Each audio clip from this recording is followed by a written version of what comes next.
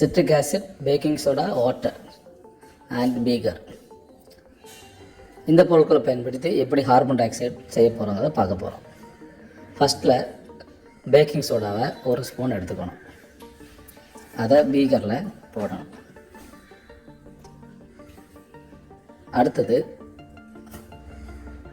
Citric ஆசிடை ஒரு spoon எடுக்கணும். அதையும் பீக்கரில் போடணும்.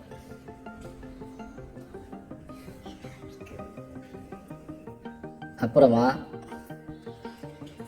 20 ml வாட்டரை சின்ன பீக்கரில் மெஷர் பண்ணி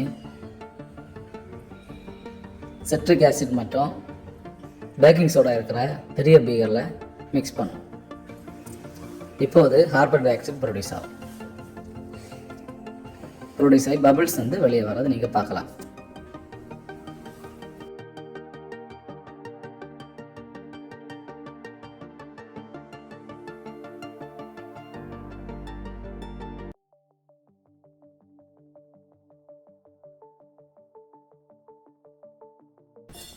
ரெண்டாவது செய்ய போகிற எக்ஸ்பெரிமெண்ட் என்னென்னு பார்த்தீங்கன்னா, ஒரு ப்ளூ கலர் பலூனில் தண்ணியை பிடிச்சி வச்சுருக்கோம்.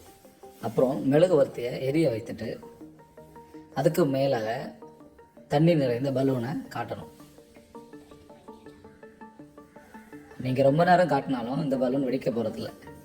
ஏன்னா பலூனுக்குள்ளால் இருக்கிற தண்ணீர் வந்து ரொம்ப கூலாக இருக்கிறதுனால மெழுகுவர்த்திந்து வர நெருப்போட ரியாக்ட் ஆக விடாமல் இந்த பலூனை தண்ணி வந்து ப்ரொடெக்ட் பண்ணுது.